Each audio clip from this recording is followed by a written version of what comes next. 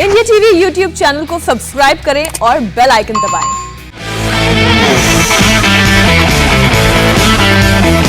नमस्कार, आज की बात में आपका स्वागत है। उत्तर प्रदेश में होने वाले विधानसभा चुनाव की गर्मी आज अयोध्या में बन रहे राम मंदिर तक पहुंच गई। आरोप लगा कि श्री राम जन्मभूमि ट्रस्ट ने 2 करोड़ की जमीन 18.5 करोड़ में खरीदी। आरोप यह भी लगा कि सारा ट्रांजैक्शन 10 मिनट में हुआ और सबसे ज्यादा सनसनी इस बात से फैली कि जो जमीन 10 मिनट पहले 2 करोड़ की थी वो 10 मिनट बाद 18.5 करोड़ की कैसे हो गई। आम आदमी पार्टी के नेता संजय सिंह ने इस मामले की जांच सीबीआई और ईडी से कराने की मांग की। समाजवादी पार्टी के नेता पवन पांडे ने जमीन की खरीद को बड़ा घोटाला बताया। राहुल गांधी और प्रियंका गांधी दोनों ने ट्विटर पर इसे अधर्म और पाप करार दिया। चूंकि मामला लोगों की आस्था से जुड़ा है, हमने इस पूरे मामले की तहकीकात की, दस्तावेज देखे, इस पूरे मामले इन्वॉल्व लोगों से बात की। मैं आपको डिटेल में बताऊंगा इन आरोपों के पीछे की कहानी क्या है, सच क्या है। पहले यह समझना जरूरी है कि जमीन है कहां, राम जन्मभूमि ट्रस्ट ने क्यों खरीदी। असल में जहां राम मंदिर बन रहा है उसके परिसर के पास की जमीन है। यह रेलवे स्टेशन के पास है, इससे लोगों को राम मंदिर पहुंचने में आसानी होगी। कई जगह जिन लोगों के मकान या पुराने मंदिर एक्वायर किए गए हैं उन्हें कॉम्पनसेट करने में यह जमीन दी जाएगी, उसमें यह काम आएगी। और यह कोई पहली जमीन नहीं है जो राम मंदिर ट्रस्ट ने खरीदी है। राम मंदिर परिसर के पास काफी जमीन मार्केट रेट पर खरीदी गई है और जिस जमीन को लेकर सवाल खड़े किए गए हैं वो भी मार्केट रेट पर खरीदी गई है।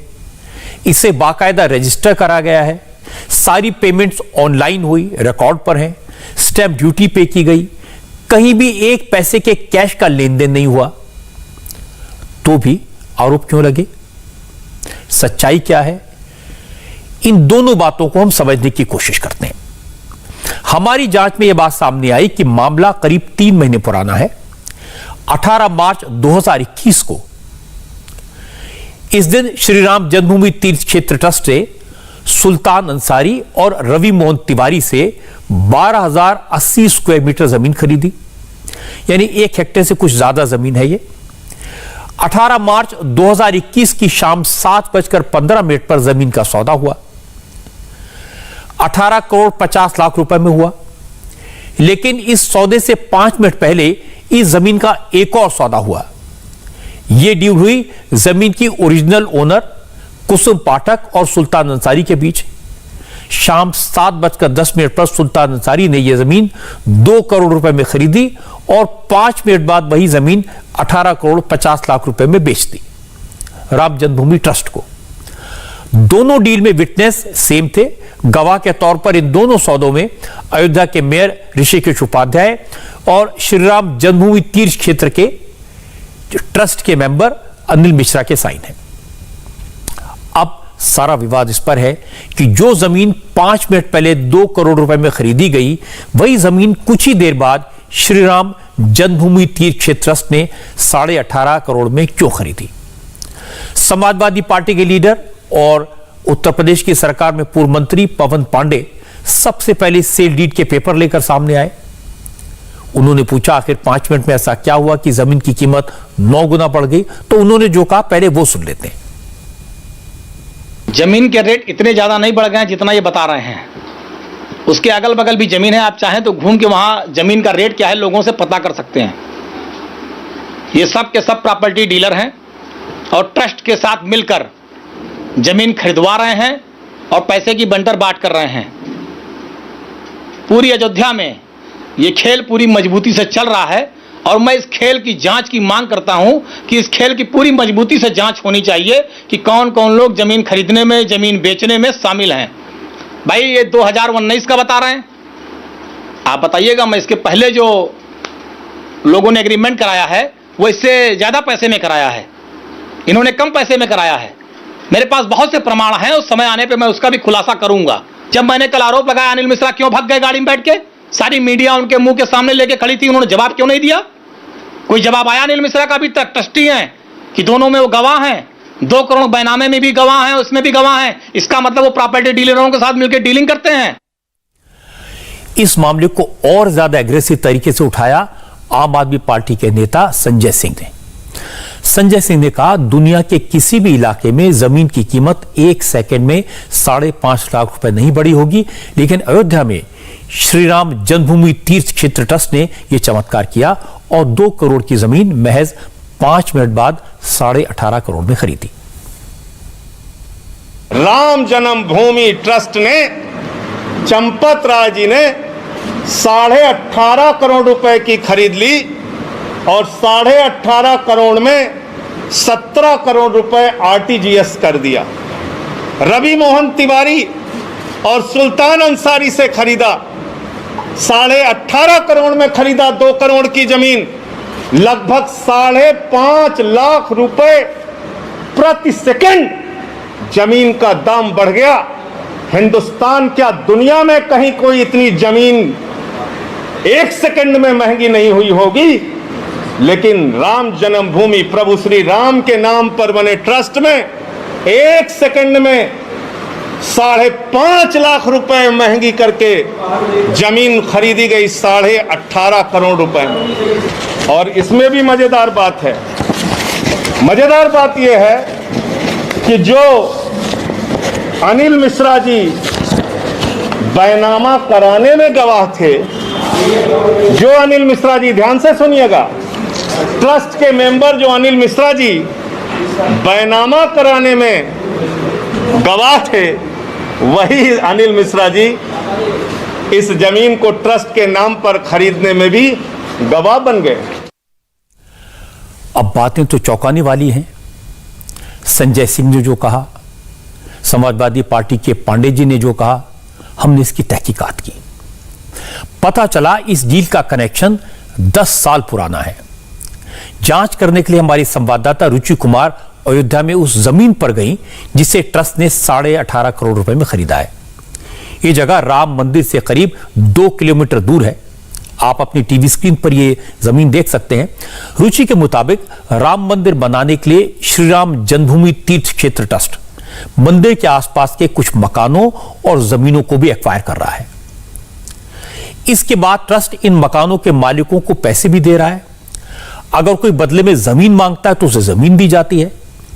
जो जमीन जन्मभूमि तीर्थ क्षेत्र ट्रस्ट ने 18.5 करोड़ रुपए में खरीदी, जिस पर यह विवाद हो रहा है, वो जमीन भी मकानों को एक्वायर करने से डिस्प्लेस होने वाले लोगों को देने के लिए खरीदी गई है। अयोध्या का ये बाग वीरेश्वर इलाका है और ये वो जमीन है जिसको लेकर विवाद हो गया है। राम जन्मभूमि से करीब 2 किलोमीटर दूर ये जमीन है और समाजवादी पार्टी के पूर्व विधायक, पूर्व मंत्री पवन पांडे का आरोप है कि जमीन को खरीदने में ट्रस्ट की तरफ से, राम जन्मभूमि ट्रस्ट की तरफ से बड़ा घपला किया गया है। पवन पांडे ने 2 रजिस्ट्री जारी की। उनका कहना है कि पहले ये जमीन हरीश पाठक और कुसुम पाठक ने सुल्तान अंसारी को 2 करोड़ रुपए में बेची और उसके कुछ ही मिनट बाद ये जमीन राम जन्मभूमि ट्रस्ट को रजिस्टर्ड कर दी गई, रजिस्टर्ड एग्रीमेंट कर दिया गया। ये सुल्तान अंसारी ने किया राम जन्मभूमि ट्रस्ट को। सुल्तान अंसारी इसमें फर्स्ट पार्टी है और सेकंड पार्टी श्री राम जन्मभूमि तीर्थ क्षेत्र ट्रस्ट है। तो ये जमीन इनका कहना है कि 18.5 करोड़ रुपए में बिक गई। तो इतनी जल्दी ये दाम कैसे बढ़ गया, क्या हुआ, इसकी सीबीआई जांच की मांग विपक्ष कर रहा है। लेकिन जो ट्रस्ट है उसका यह कहना है कि आरोप बिल्कुल झूठे हैं, इनमें कोई भी सच्चाई नहीं है। जो मार्केट रेट है उससे ही जमीन खरीदी गई है और जो स्टैंप ड्यूटी है वो पूरी चुकाई गई है। तो विपक्ष बेकार के मुद्दे ढूंढ रहा है हमले करने के लिए और उनका कहना है कि किसी भी तरह की जांच के लिए वो तैयार है। इस मामले को पूरा का पूरा पॉलिटिकल कलर दिया कांग्रेस ने। जैसे ही मौका लगा, कांग्रेस ने संघ, बीजेपी, प्रधानमंत्री मोदी और यूपी के मुख्यमंत्री योगी आदित्यनाथ सब पर सवाल उठा दिए। रणदीप सुरजेवाला ने कहा कि श्रीराम जन्मभूमि तीर्थ क्षेत्र ट्रस्ट बनाने में पीएम मोदी का अहम रोल रहा है। इस सौदे में गवाह के तौर पर जिन लोगों को दस्तखत किए गए हैं उनमें से अनिल मिश्रा ट्रस्ट के सदस्य हैं, आरएसएस के पदाधिकारी रह चुके हैं, संघ के लाइफ लॉन्ग मेंबर हैं। जबकि अयोध्या के मेयर ऋषिकेश उपाध्याय भी मोदी और योगी के करीबी हैं। ऐसे में इन्हें भी इस घोटाले पर जवाब देना चाहिए। सुरजेवाला ने कहा कि राम मंदिर के लिए जमा किए गए चंदे में गड़बड़ी करना महापाप है, अधर्म है।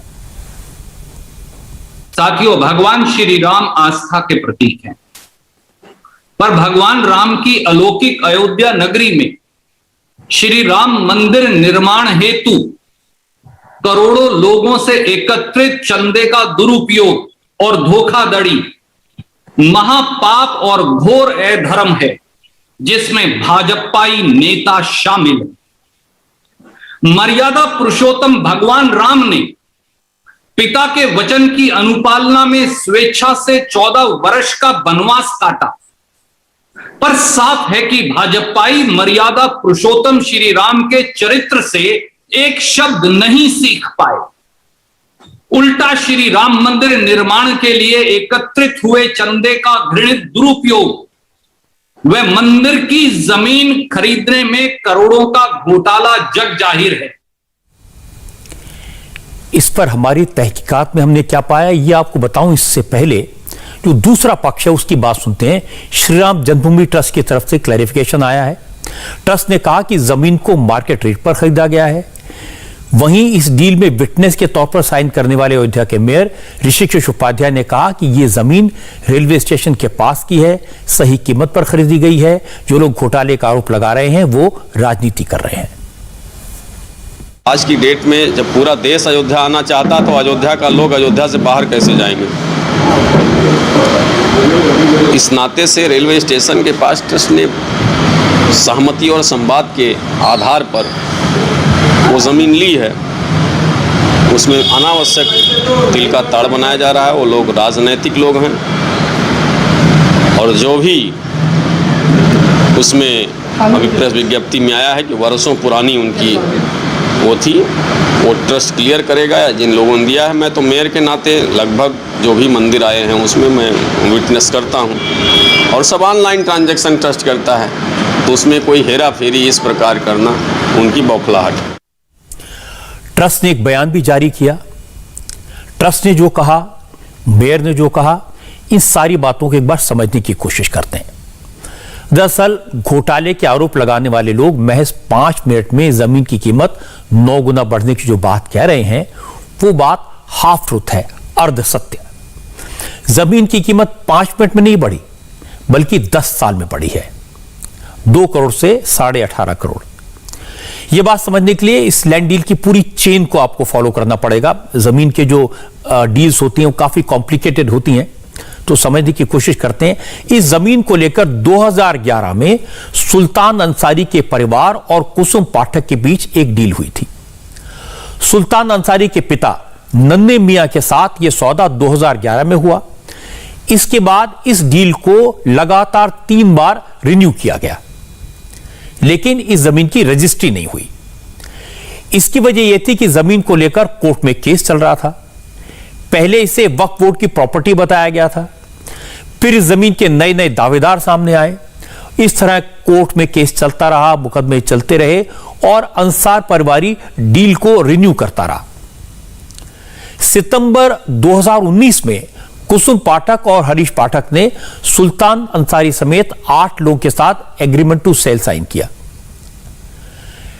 तब यह सौदा एग्रीमेंट टू सेल के तहत 2 करोड़ रुपए में तय हुआ और 50 लाख रुपए बयाना के तौर पर दे दिए गए। अब यहां पर एग्रीमेंट टू सेल की डेट याद रखना है हमें, सितंबर 2019, यानी अयोध्या में राम मंदिर का फैसला आने से 2 महीने पहले इस जमीन को 2 करोड़ रुपए में एग्रीमेंट टू सेल हुआ। नवंबर 2019 में सुप्रीम कोर्ट ने अयोध्या में राम मंदिर बनाने को मंजूरी दे दी। इसके बाद अयोध्या में जमीन के रेट अचानक बढ़ने लगे। यूपी के मुख्यमंत्री योगी आदित्यनाथ ने न्यू अयोध्या प्लान की मंजूरी दी। इसके तहत अयोध्या में एयरपोर्ट से लेकर कई बड़े बड़े डेवलपमेंट प्रोजेक्ट पर काम शुरू हुआ, तो जमीन के रेट और आसमान छूने लगे। इस सब के बीच जब श्री राम जन्मभूमि तीर्थ क्षेत्र ट्रस्ट ने इस जमीन को खरीदने की इच्छा जताई तो सुल्तान अंसारी ने कहा वो इसे मार्केट रेट से ही बेचेंगे। सुल्तान अंसारी बिल्डर हैं और जैसे मैंने आपको बताया कि 2011 से ही उनके परिवार ने इस जमीन को 2 करोड़ में खरीद रखा था, लेकिन कोर्ट केस होने की वजह से रजिस्ट्री नहीं करवा पाए थे, यानी सेल डीड नहीं हो पा रही थी। ऐसे में जब श्री राम जन्मभूमि तीर्थ क्षेत्र ट्रस्ट ने सुल्तान अंसारी से जमीन खरीदने की बात की तो उसने कहा इसकी भी सेल डीड नहीं हुई है। इसी के बाद तीनों पक्ष यानी जमीन के ओरिजिनल ओनर कुसुम पाठक और हरीश पाठक, जमीन के खरीदार सुल्तान अंसारी और ट्रस्ट के मेंबर एक साथ आए। चूंकि जमीन पर कानूनी अड़चन खत्म हो चुकी थी, तीनों पक्षों में सहमति हुई। 18 मार्च 2021 को पहले ये जमीन कुसुम और हरीश पाठक ने सुल्तान अंसारी को 2 करोड़ में बेचने की सारी फॉर्मेलिटी पूरी की। फिर सुल्तान अंसारी ने वो जमीन मार्केट रेट पर श्री राम जन्मभूमि तीर्थ क्षेत्र ट्रस्ट को बेचने की फॉर्मेलिटी पूरी की, कागज साइन किए। अब जहां तक दोनों सील डीड में ट्रस्ट के मेंबर अनिल मिश्रा और अयोध्या के मेयर ऋषिकेश उपाध्याय के साइन होने की बात थी, तो ट्रस्ट का सदस्य और अयोध्या के मेयर होने के नाते राम मंदिर से जुड़े ज्यादातर डील्स में इन्हीं के साइन होते हैं।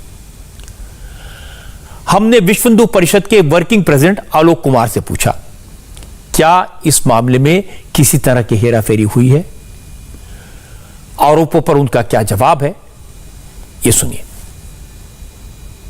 कुछ साल पहले माने जिस समय जब एग्रीमेंट हुआ उस समय इस जमीन का बाजार भाव 2 करोड़ रुपए था, पर उसकी रजिस्ट्री नहीं हुई थी, सेल डीड नहीं हुई थी। जब ट्रस्ट को लगा कि ये जमीन हमारे लिए बहुत उपयोगी है, कीमती है, तो पाठक से बात की। उन दोनों ने कहा कि हम बेचने को तैयार हैं, पर एग्रीमेंट टू सेल बीच में आता है। अंसारी से बात की। अंसारी ने कहा कि हमें कोई आपत्ति नहीं है, पर हमारे पास सेल डीड नहीं है। इसलिए पाठक, अंसारी और हम, ये तीनों पक्षों ने मिलकर के बेचना संभव था। कुसुम पाठक ने उसको उस 2 करोड़ रुपए में बेचा जिसमें एग्रीमेंट टू सेल था। और ऑब्वियसली ये आज का बाजार भाव नहीं, एग्रीमेंट टू सेल जब हुआ तब का बाजार भाव है। इसको खुद संजय सिंह भी मानते हैं जब वो कहते हैं कि इसका सर्कल रेट 5 करोड़ 85 लाख है।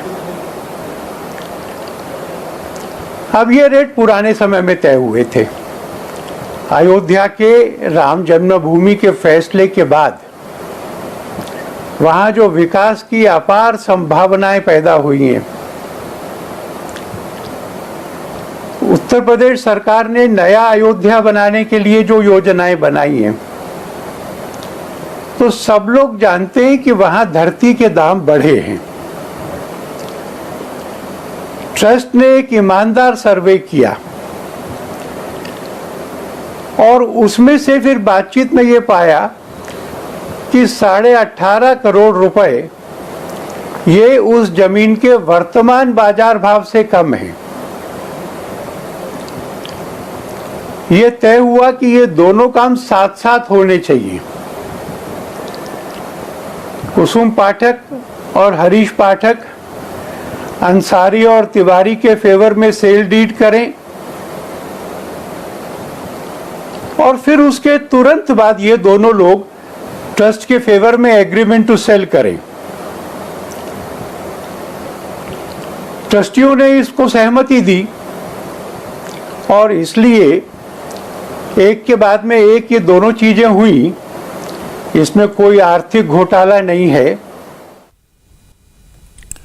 आलोक कुमार ने एक अहम बात यह बताई कि राम मंदिर पर फैसला आने के पहले, नई अयोध्या बनाने के ऐलान के पहले ही इस जमीन का सर्कल रेट 5 करोड़ 85 लाख था।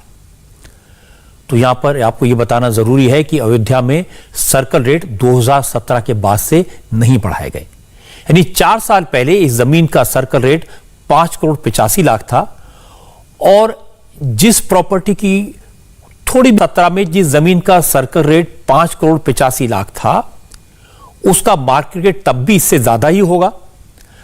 तब से 4 साल गुजर चुके हैं। इस दौरान अयोध्या में राम मंदिर बनाने को मंजूरी मिल गई है, न्यू अयोध्या का प्लान बना है, डेवलपमेंट शुरू हो गया है। जाहिर सी बात है इसके बाद अयोध्या में जमीन के रेट तो बढ़ने ही थे। इस हिसाब से मार्केट रेट के मुताबिक ही 18.5 करोड़ रुपए दिए गए। इसलिए यह कहना तो गलत है कि यह दाम 10 मिनट में बढ़ाए गए। सच यह है कि यह दाम 9-10 साल में बढ़े हैं। ऐसा था कि मालिक तो पाठक ही थे, पर एग्रीमेंट टू सेल के कारण अंसारी और तिवारी के पास में उसको खरीदने का पहला राइट था और उनकी सहमति के बगैर वो हमको नहीं बेच सकते थे। 20 करोड़ के आसपास का दाम है, ऐसा ट्रस्ट के सर्वे में परिणाम सामने आया था। और मैं समझता हूं कि अगर पत्रकार भी सर्वे करेंगे तो वैसी समकक्ष जमीन का भाव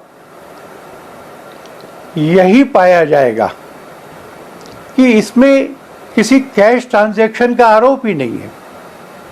जो कुछ हुआ है वो अप एंड अप हुआ है, बैंक से बैंक को ट्रांसफर हुआ है, रजिस्टर्ड डॉक्यूमेंट्स के द्वारा हुआ है, ट्रांसपेरेंसी मेंटेन हुई है। 2 करोड़ की जमीन 18.5 करोड़ की ये 10 मिनट में नहीं हुई, ये 2012 से 2021 इन 9 सालों में हुई और उन 2 घटनाओं के कारण हुई जिसका मैंने जिक्र किया है, मंदिर का फैसला और नई अयोध्या का निर्माण। अब एक सवाल यह बचा कि आखिर ये दोनों सौदे यानी कुसुम पाठक से सुल्तान अंसारी को सेल डीड और फिर सुल्तान अंसारी से राम जन्मभूमि की ट्रस्ट को जमीन देने की डील एक साथ क्यों हुई, महज 5-10 मिनट में क्यों हुई?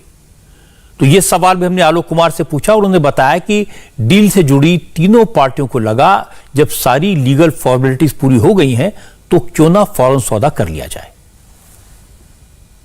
इसमें डाउट कुछ क्या है? देवर कंपोजिट ट्रांजैक्शंस, तीनों पार्टीज ने मिलकर तय करा कि ये 2 ट्रांजैक्शन करने से लीगल नेसेसिटीज पूरी हो जाएंगी। ऐसा नहीं है कि वो ट्रांजैक्शन अलग लोगों ने सोचा, ये अलग लोगों ने सोचा। दोनों ट्रांजैक्शंस का इकट्ठा विचार किया, इकट्ठे एग्जीक्यूट किया, 10 मिनट के अंदर के अंतर से किया। दोनों में वही लोग गवाह थे, इसमें अस्वाभाविक क्या है? आप भी इसी दुनिया में रहते, मैं भी इसी दुनिया में रहता हूँ। प्रॉपर्टी डीलर्स प्रॉपर्टीज के एग्रीमेंट करते हैं, भाव बढ़ने का इंतजार करते हैं, भाव बढ़ने पर बेचते हैं, मुनाफा उनको मिल जाता है। ये रियल एस्टेट मार्केट में होता है। इसके और डिटेल्स भी सामने आ जाएंगे, पर ये एक ऐसी चीज है जो सामान्य तौर पर अक्सर होती है और दिल्ली के भी प्रॉपर्टी डीलर्स ऐसा ही करते हैं। ये बात से ये प्रॉपर्टी डीलर कैसे करते हैं? एक जमाना था जब जमीनों की डील ऐसे ही होती थी। 20 करोड़ की जमीन 2 करोड़ में कागज पर दिखाई जाती थी और बाकी पैसा कैश में होता था। लेकिन अब जमाना बदल गया है, ऐसा होता नहीं है। पहली बात तो है कि हर इलाके में सर्कल रेट होता है, उससे कम में जमीन नहीं खरीदी जा सकती, रजिस्टर नहीं करा जा सकती। और दूसरा, स्टैंप पेपर, कोर्ट फीस के साथ साथ पूरी पेमेंट आजकल या तो ऑनलाइन होती है या फिर चेक से होती है। इसलिए राम जन्मभूमि ट्रस्ट पर सवाल उठाना मुश्किल है। सारी बातें सुनने के बाद लगता है कि मोटी सी बात यह है कि जब से अयोध्या में राम मंदिर बनाने का फैसला आया, यहां प्रॉपर्टी के दाम बढ़ने लगे। और यह हमेशा होता है जब लोगों को लगता है कि भव्य राम मंदिर बनेगा, एयरपोर्ट बनेगा, देश विदेश से लाखों लोग यहां भगवान राम के दर्शन के लिए आएंगे, तो होटल बनेंगे, दुकानें बनेंगी, गेस्ट हाउस बनेंगे। तो जाहिर है जिस जमीन की कीमत 10 साल पहले 2 करोड़ थी वो अब 20 करोड़ की तो हो ही गई होगी। और इसलिए राम जन्मभूमि ट्रस्ट को यह जमीन 18.5 करोड़ में खरीदनी पड़ी। बाकी सब बातें, ये किसके पास थी, किसने किसको बेची, कौन गवाह था, क्या पेपर हुए, उस टाइम हुए, ये सब बातें टेक्निकल हैं और जो प्रॉपर्टी डील्स में हमेशा होता है। तो इसलिए इसकी जांच से इसके अलावा और कुछ नहीं निकलेगा, क्योंकि सारी डील रिकॉर्ड पर है। और ये सब हो इसलिए रहा है क्योंकि सब जानते हैं आने वाले चुनाव में उत्तर प्रदेश में भारतीय जनता पार्टी राम मंदिर की बात बढ़ चढ़कर कहेगी, लोगों को बताएगी कि हमने राम मंदिर बनवाया, लोगों की आस्था के प्रतीक को खड़ा किया। इसलिए समाजवादी पार्टी, कांग्रेस और अब आम आदमी पार्टी जो यूपी में चुनाव लड़ना चाहती है, वो राम मंदिर से जुड़ा हर सवाल उठाएगी, इसको घेरे में डालने की कोशिश करेगी। और एक और बात मैं कहना चाहता हूं कि ये आरोप जिन चंपत राय पर लगाए गए हैं, उन्हें मैं अच्छी तरह जानता हूं। उनका पूरा जीवन त्याग और तपस्या की मिसाल है। कोई नहीं मानेगा कि वो कभी एक पैसे की हेराफेरी कर सकते हैं या किसी को करने दे सकते हैं। वो तो हमेशा कहते हैं कि जब तक मैं जीवित हूं, मैं राम का काम करूंगा। लेकिन चंपत राय जी भी क्या कर सकते हैं? चुनाव का जमाना है, उन्हें तैयार रहना पड़ेगा। ऐसे आरोप तो कई बार लगेंगे और जब तक चुनाव है बार बार लगेंगे। अब बिहार की राजनीति की बात करते हैं। बड़ा पॉलिटिकल डेवलपमेंट हुआ है। बिहार में लोक जनशक्ति पार्टी दो हिस्सों में बंट गई है। एलजेपी के अध्यक्ष चिराग पासवान के चाचा पशुपति पारस ने 4 और सांसदों को साथ लेकर पार्टी पर अपना अधिकार जमा लिया। कुल 6 एमपीज थे तो 5 पारस के साथ हैं। चचेरे भाई प्रिंस ने भी चिराग पासवान का साथ छोड़ दिया है। पशुपति पारस एलजेपी के फाउंडर रामविलास पासवान के छोटे भाई हैं। चाचा पशुपति पारस के इस कदम से चिराग पासवान अपनी पार्टी में अकेले पड़ गए। एलजेपी के 5 एमपीज ने मीटिंग की, पशुपति पारस को लोकसभा में पार्लियामेंट्री पार्टी का लीडर चुना और संसदीय दल का नेता चुना जाने के बाद पशुपति पारस ने लोकसभा स्पीकर को चिट्ठी लिखी और जिसके बाद लोकसभा स्पीकर ओम बिरला ने पशुपति पारस को संसदीय दल के नेता के तौर पर मंजूरी दे दी। अब तक चिराग पासवान एलजेपी की पार्लियामेंट्री पार्टी के नेता थे। जिन 5 एमपीज ने चिराग से अलग होने का फैसला लिया है, उनमें चिराग के चाचा पशुपति पारस, चचेरे भाई प्रिंस राज, चंदन सिंह, वीणा देवी और महबूब अली कैसर शामिल हैं। इन 5 एमपीज ने नाराजगी की वजह से चिराग पासवान के कामकाज के तरीके को निशाने पर लिया। यह उनकी नाराजगी की वजह है। चिराग पासवान ने जिस तरह बिहार विधानसभा चुनाव अलग लड़ने का फैसला किया, उससे ये नेता नाराज थे। इन्हें लगता है कि इस फैसले की वजह से एलजेपी को भारी नुकसान हुआ। विधानसभा चुनाव में एलजेपी की करारी हार हुई थी। एलजेपी को सिर्फ 1 सीट मिली थी और वो भी जो विधायक चुने गए थे जेडीयू में शामिल हो गए। चिराग पासवान विधानसभा चुनाव के दौरान लगातार नीतीश कुमार पर हमले करते रहे, लेकिन उनके चाचा पशुपति पारस ने अलग होने के बाद नीतीश कुमार की तारीफ की, उन्हें बिहार का एक अच्छा लीडर बताया। लोक जनशक्ति पार्टी है, वो पार्टी बिखर रही थी। कुछ असामाजिक तत्व आकर के हमारी पार्टी में छेद डाला और उसने 99% वर्कर की भावना को अनदेखी करते हुए गठबंधन को उसने तोड़ दिया। और गठबंधन तोड़ा भी तो दूसरे ढंग से तोड़ा। किसी से हम दोस्ती करेंगे, किसी से प्यार करेंगे, किसी से नफरत करेंगे। इसका परिणाम ये हुआ कि बिहार में एनडीए गठबंधन कमजोर हुआ और लोक जनशक्ति पार्टी बिल्कुल समाप्ति के कगार पर चला गया। 5 सांसद की इच्छा थी 6 महीना से कि हमारी पार्टी का अस्तित्व खत्म हो रहा है, इसलिए पार्टी को अब बचा लीजिए।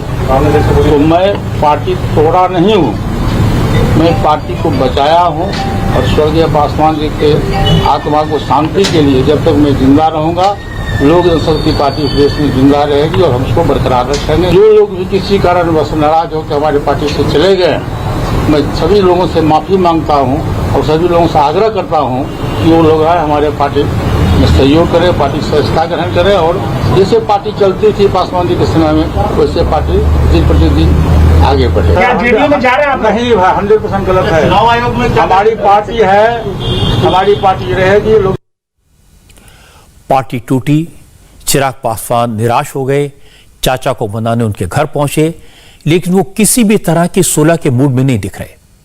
चिराग पासवान जिस वक्त चाचा पशुपति पारस के घर पहुंचे तो वो वहां नहीं थे। चिराग करीब 20 मिनट तक गेट पर खड़े रहे, कार का हॉर्न बजाते रहे। काफी देर बाद दरवाजा खुला तो चिराग पासवान अंदर पहुंचे। करीब 1 घंटे तक घर में रहे पर पशुपति पारस उनसे नहीं मिले। चिराग अपनी चाची और चचेरे भाई से मिलकर घर से वापस आ गए। आप भी आइए, लेकिन चिराग जी आए, 1.5 घंटे नहीं उनको इंतजार करना पड़ा, 10-15 मिनट बाहर नहीं, 1.5 घंटा बाहर 15 मिनट। और हम पूरी बात कर, हाँ 15 मिनट थे। फिर चाची के पास, परिवार के लोग के पास से बैठ के गए 1 घंटा। किससे मुलाकात की? चाची से मुलाकात की, पारसाव के लड़के से मुलाकात हुई, मुस्कान बाबू से। उनके आने के पहले पशुपति जी कहाँ चले गए? पशुपति बाबू गए हैं कल, वो कहीं कुछ काम से निकले हैं।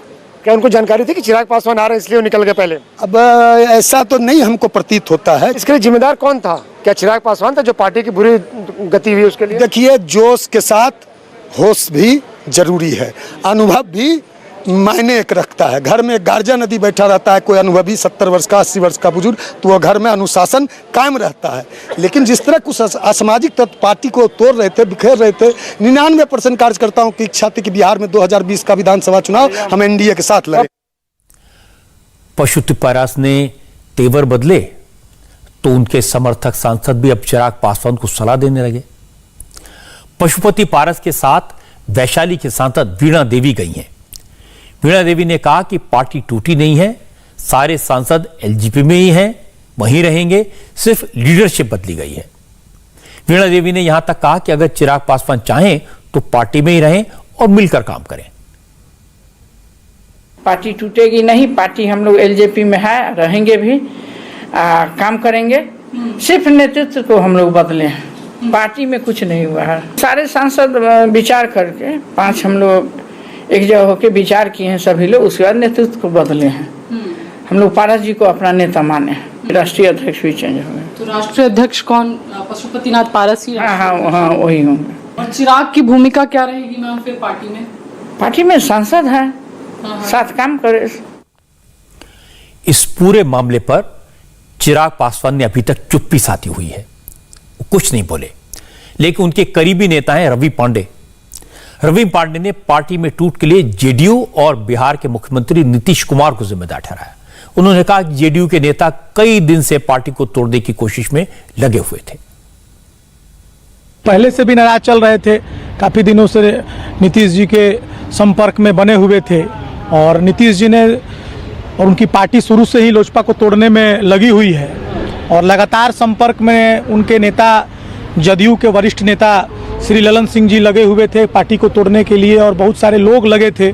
पशुपति पारस जी तो राष्ट्रीय अध्यक्ष है भी नहीं पार्टी के। पशुपति पारस जी सांसद है, दलित सेना एक जो है अलग, उस दलित सेना के वो राष्ट्रीय अध्यक्ष हैं। तो वो कैसे पार्टी को रिप्लेस कर, राष्ट्रीय अध्यक्ष को रिप्लेस करने का उनको अधिकार है। हमारे नेता वही रहेंगे, चिराग पासवान ही रहेंगे। हम लोग लोजपा से हैं और हम लोग उन्हीं को नेता मानते हैं।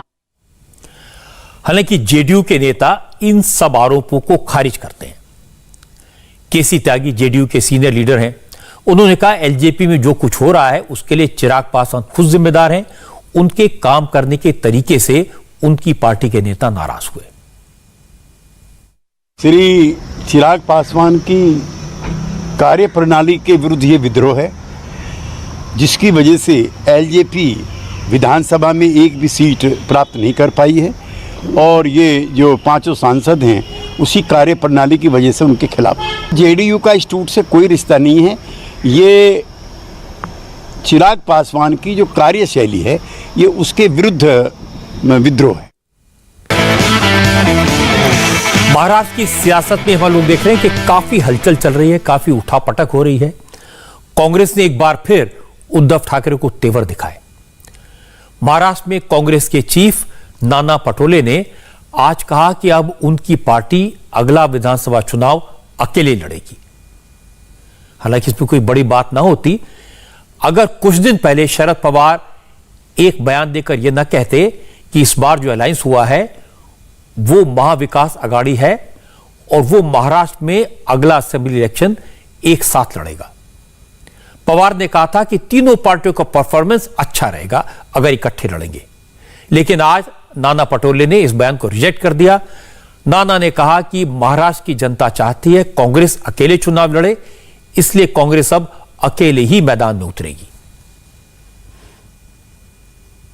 महाराष्ट्र में कांग्रेस को चाहने वाला बड़ा वर्ग है और वो चाहते कि कांग्रेस खुद के बलबूते पे पुनः महाराष्ट्र में आए ये लोगों की भावना है और उसका मैं सम्मान करता हूँ। तो क्या विधानसभा चुनाव कांग्रेस को अकेले लड़ना चाहिए जब इतनी जनभावना बन रही है? बिल्कुल, हमने कहा, डिक्लेयर कर दिया हमने, कांग्रेस विधानसभा और स्थानिक लोकल बॉडीज इलेक्शन कांग्रेस खुद के बलबूते लड़ेगी। लेकिन क्या कांग्रेस के वो हाईकमांड डिसीजन करेगा। कांग्रेस अगर मैं हाईकमांड डिसीजन करेगा, हाईकमांड ने मुझे बोला तो बिल्कुल मैं तैयार हूँ।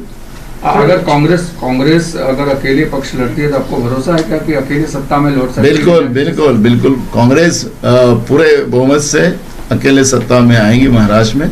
छोटे दल को भी हम साथ में लेंगे उसमें, और मुझे लगता है कि महाराष्ट्र में कांग्रेस को खुद के बलबूते में सत्ता में आने के लिए कोई मुश्किल नहीं है।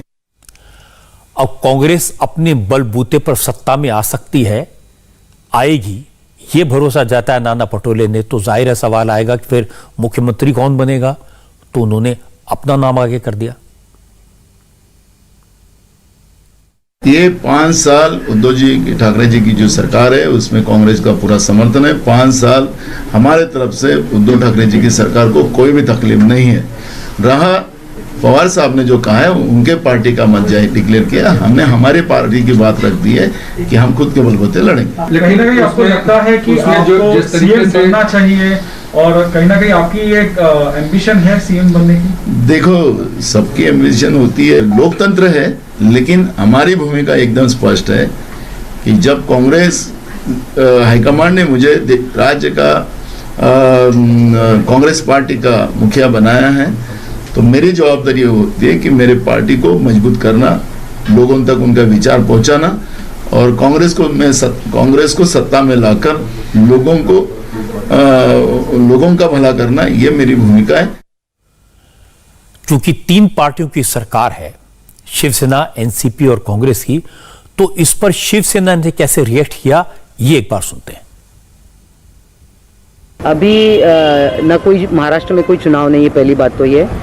नाना पटोले जी का हम आदर करते हैं और वो कांग्रेस पार्टी के अभी नए ही प्रदेश अध्यक्ष बने हैं। स्वाभाविक है कि अपने कार्यकर्ताओं को संबोधित करते हुए उनमें जोश पैदा करना, उनमें उत्साह पैदा करने के लिए अपनी पार्टी को बढ़ाने का हर एक को अधिकार है। और जब वो कार्यकर्ताओं को इस प्रकार का अगर उद्बोधन करते हैं तो निश्चित है वो ऐसा कह सकते हैं, तो उसमें कोई आपत्तिजनक बात नहीं है। अभी बहुत समय है, अभी तो सरकार 5 साल पूरा करेगी महाविकास आघाड़ी, और उसके बाद आगे जो है हम सब देखेंगे। ये बात से ये सबकी चिंता तो अभी ये है कि ये सरकार 5 साल कैसे पूरे करेगी। नाना पटोले के बयान पर एनसीपी के नेता, महाराष्ट्र के कैबिनेट मिनिस्टर नवाब मलिक ने क्या कहा, यह सुनने लायक है। उन्होंने कहा कि हर पार्टी, हर नेता को सपने देखने का हक है, और जहां तक बात अकेले चुनाव लड़ने की है, इस पर हर पार्टी वक्त आने पर फैसला करेगी। नाना पटोले जी ने बयान दिया है कि वे अलग से चुनाव लड़ेंगे, क्या उन्होंने मुख्यमंत्री बनने की इच्छा जाहिर की है। हर पार्टी को अपना दल बढ़ाने का अधिकार है। किसी को सपने देखना है या इच्छा रखना है, उस पर रोक लगाई नहीं जा सकती। लेकिन तीनों दल एकजुट होकर सरकार चला रहे हैं। स्थानिक निकायों का चुनाव जो होगा उसमें हर जिला परिषद, नगर पालिका, महानगर पालिका की परिस्थिति के अनुरूप कहीं साथ में चुनाव लड़ाया जाएगा, कहीं अलग अलग भी चुनाव लड़ाया जा सकता है। वो परिस्थिति अनुरूप तीनों दल निर्णय लेंगे। जहाँ तक विधानसभा का चुनाव है, लोकसभा का चुनाव है, जब चुनाव आएगा सभी दल अपना अपना फैसला ले सकते हैं। महाराष्ट्र में शिवसेना, एनसीपी और कांग्रेस तीनों में एक बात कॉमन है, ये तीनों बीजेपी के सताए हुए हैं, इसलिए इकट्ठा भी हैं। लेकिन यह भी सही है कि तीनों को एक दूसरे पर भरोसा नहीं है। जरा सी बात पर शक की दीवार खड़ी हो जाती है। उद्धव ठाकरे दिल्ली आकर मोदी से मिले तो एनसीपी को शक हुआ, क्या ये फिर से बीजेपी के साथ तो नहीं चले जाएंगे। शरद पवार और देवेंद्र फडणवीस की मुलाकात हुई तो शिवसेना को शक हुआ, कहीं एनसीपी और बीजेपी साथ नहीं हो जाएंगे, इनके बीच कोई खिचड़ी तो नहीं पकड़ी। कौन किसको कब धोखा दे दे कोई नहीं कह सकता। शिवसेना ने बीजेपी के साथ मिलकर चुनाव लड़ा था, धोखा दे दिया। एनसीपी के अजीत पवार ने रातों रात शरद पवार को धोखा देकर फडणवीस के साथ मिलकर सरकार बना ली थी, तो इसलिए महाराष्ट्र की राजनीति में कुछ भी हो सकता है। राजस्थान में कांग्रेस का झगड़ा बढ़ता जा रहा है। अब तक सचिन पायलट खेमे ने मुख्यमंत्री गहलोत की मुश्किलें बढ़ाई हुई थी, लेकिन अब बीएसपी से कांग्रेस में आए विधायकों ने तेवर दिखाए हैं। आज बीएसपी से कांग्रेस में आए 6 में से 4 विधायकों ने अलग से मीटिंग की और यह मीटिंग विधायक संदीप यादव के घर पर हुई। बीएसपी से कांग्रेस में शामिल हुए एमएलए राजेंद्र गुड़ा ने जो बातें कही, उससे साफ हो गया कि विधायक गहलोत सरकार में एक रोल चाहते हैं। राजेंद्र गुड़ा ने कहा कि अगर पिछले साल बीएसपी के 6 विधायकों ने समर्थन न दिया होता, गहलोत सरकार पिछले साल ही गिर जाती। आपको याद होगा, पिछले साल जुलाई में सचिन पायलट के बगावत के बाद इन 6 विधायकों के समर्थन से गहलोत सरकार संकट से बची थी।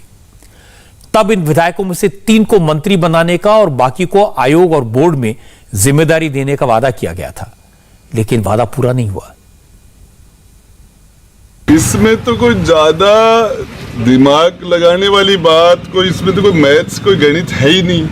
आज से लगभग 1 साल पहले 11 महीने हो गए 19 विधायक कांग्रेस को छोड़ के चले गए थे। यदि 10+6 हम नहीं होते तो आज सरकार की प्रथम पुण्यतिथि की तैयारी होती। इसमें कहा ये आलकमान को इस मामले में गणित लगाने की जरूरत, सीधा सा गणित है। यदि 10 निर्दलीय और 6 बसपा के लोग न उस टाइम में सरकार बचाते तो आज सरकार की प्रथम पुण्यतिथि की तैयारी होती। एक आलकमान के समझ में क्यों नहीं आ रहा? आज सचिन पायलट ने भी चाल चली। सचिन पायलट ने बीएसपी से कांग्रेस में शामिल हुए विधायकों के से फोन पर बात की और खबर है कि पायलट ने विधायकों को अपना सपोर्ट दिया और पार्टी लीडरशिप के सामने अपना पक्ष मजबूती से रखने को कहा। मुख्यमंत्री अशोक गहलोत मंत्रिमंडल विस्तार को लेकर तैयारी में लगे हैं। गहलोत ने मंत्रियों की परफॉर्मेंस रिपोर्ट मांगी है। गहलोत मंत्रिमंडल में इस समय 9 वैकेंसीज हैं। करीब 40 सीटें निगम और बोर्ड्स में खाली हैं। इन सभी जगहों पर अपॉइंटमेंट करके गहलोत नाराज विधायकों को खुश करने की कोशिश करेंगे।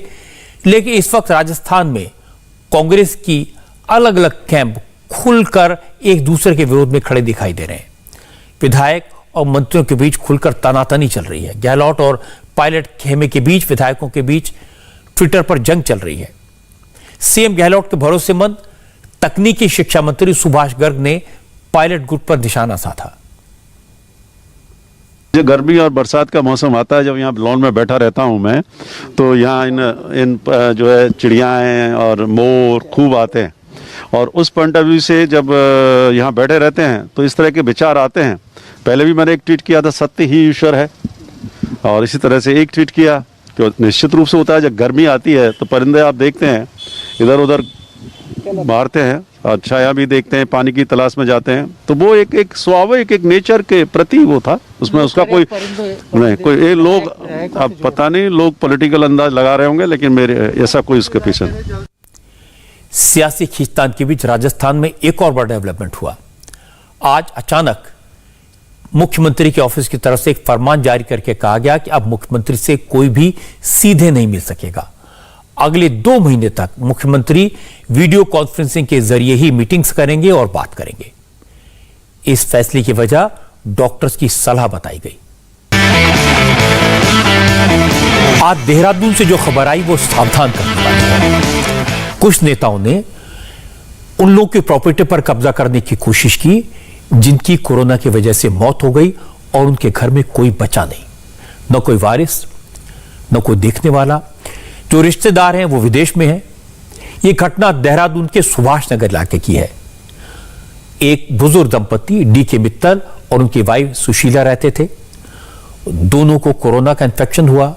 2 मई को सुशीला की मौत हुई और इसके बाद 16 मई को डीके मित्तल भी चल बसे। प्रॉपर्टी की देखरेख करने वाला कोई नहीं था, कोई वारिस नहीं था। एक रिश्तेदार हैं, वो भी अमेरिका में रहते हैं। उन्होंने पुलिस से कहा कि प्रॉपर्टी को सील कर दिया जाए ताकि उस पर कोई कब्जा न कर ले। पुलिस ने बताया कि 2 दिन पहले उत्तराखंड में बीजेपी महिला मोर्चा की रीना गोयल अपने 2 बेटों और 60-70 लोगों के साथ इसके फ्लैट में घुस गई और हवन पूजन शुरू कर दिया। बुजुर्ग दंपत्ति के नाम से फ्लैट के सामने चैरिटेबल ट्रस्ट का बोर्ड लगा दिया। अब इस बात की इंफॉर्मेशन अमेरिका में रहने वाले रिलेटिव को मिली तो उन्होंने ईमेल किया, थाने में कंप्लेंट की और कहा कुछ लोग गैर कानूनी कब्जे की कोशिश कर रहे हैं। पुलिस तुरंत मौके पर पहुंची, आरोपियों को गिरफ्तार कर लिया। पुलिस ने बीजेपी के नेता समेत बाकी एक्यूज के खिलाफ शांति भंग करने और कोविड कर्फ्यू के उल्लंघन और प्रॉपर्टी पर कब्जा करने की कोशिश का मुकदमा भी दर्ज किया। तो जिनकी संपत्ति थी उनकी डेथ हो गई थी, उनकी वाइफ की भी डेथ हो गई थी और कोई वारिस आगे नहीं था अभी तक जो जांच में आए हैं। तो उनमें जो एक उनके रिलेटिव थे उनके द्वारा जो है सूचना भी दी गई थी। कोई एक फर्जी ट्रस्ट बना के उसमें जो है कब्जा करने का प्रयास किया जा रहा था, जिसमें पुलिस ने अभी निरोधात्मक कार्यवाही पूरी कर दी है और बाकी जांच जारी है मामले की। उसमें जो है 4 लोग अभी प्रथम दृष्टया हमने गिरफ्तार किए थे मौके से और बाकी लोगों की संलिप्तता की जांच हो रही है। देखिए उन्होंने एक ट्रस्ट बनाने की कोशिश की थी, ट्रस्ट का एक बोर्ड लगा दिया था उस प्रॉपर्टी पे जो अभी विवादित जिस प्रॉपर्टी को विवादित बताया जा रहा है उस प्रॉपर्टी पे बोर्ड लगा दिया था और उसमें जो है काफ़ी संख्या में लोग थे तो उनके ऊपर सुसंगत धाराओं में अभियोग पंजीकृत करके जेल भेजा गया। नमस्ते, मैं हूं मीनाक्षी जोशी। वीडियो और खबरों से अपडेट रहने के लिए India TV YouTube channel subscribe करें, बेल आइकन दबाना ना भूलें। जुड़े रहें इंडिया टीवी के साथ।